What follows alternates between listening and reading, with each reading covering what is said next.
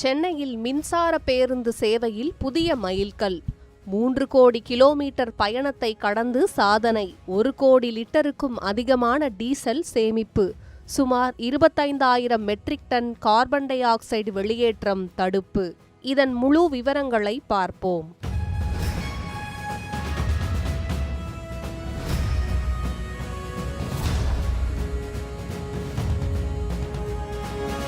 சென்னையின் பொது போக்குவரத்தில் சுற்றுச்சூழலுக்கு உகந்த மாற்றத்தை ஏற்படுத்தும் வகையில் மாநகர போக்குவரத்து கழகம் சார்பில் மின்சார பேருந்துகள் இயக்கப்பட்டு வருகின்றன. கடந்த 2025ஆம் ஆண்டு ஜூன் மாதம் மின்சார பேருந்துகளுக்கான சார்ஜிங் டெப்போ தொடங்கப்பட்டதிலிருந்து 120 பேருந்துகளுடன் தொடங்கிய இந்த சேவை தற்போது 625 பேருந்துகளாக விரிவடைந்துள்ளது. வியாசர்பாடி, பெரம்பூர், பூந்தமல்லி, சென்ட்ரல் பணிமனை மற்றும் தண்டையார்பேட்டை ஆகிய 5 டெப்போக்களிலிருந்து மின்சார பேருந்துகள் இயக்கப்படுகின்றன. இந்நிலையில் மின்சார பேருந்துகள் இதுவரை 3 கோடி கிலோமீட்டர் தூரத்தை கடந்துள்ளன.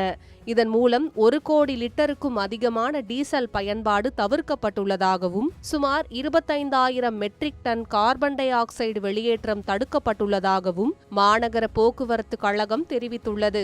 டீசல் செலவு குறைவதுடன் கார்பன் வெளியேற்றம் குறைவதும் சென்னையின் சுற்றுச்சூழலுக்கு முக்கிய பலனாக பார்க்கப்படுகிறது. இதனால் பொது போக்குவரத்தை நிலையான மற்றும் சுற்றுச்சூழலுக்கு ஏற்ற வகையில் மாற்றும் அரசின் முயற்சிக்கு இந்த சாதனை ஊக்கமளித்துள்ளது.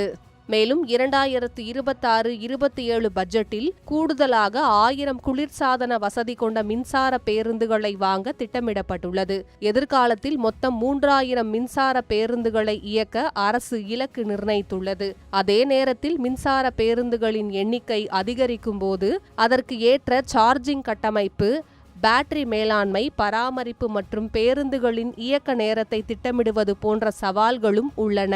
நீண்ட தூர வழித்தடங்களில் மின்சார பேருந்துகளை இயக்க சார்ஜிங் நேரம் முக்கிய காரணியாக இருப்பதாக போக்குவரத்து துறை வல்லுநர்கள் தெரிவிக்கின்றனர். எனவே விரிவான சார்ஜிங் வலையமைப்பை உருவாக்குவது அவசியமாகிறது. மொத்தத்தில் 3 கோடி கிலோமீட்டர் பயணம், 1 கோடி லிட்டருக்கும் அதிகமான டீசல் சேமிப்பு மற்றும் 25,000 மெட்ரிக் டன் கார்பன் வெளியேற்றம் குறைப்பு என மின்சார பேருந்துகளின் பயணம் சென்னையின் பசுமை போக்குவரத்துக்கு புதிய மைல்கல்லாக அமைந்துள்ளது.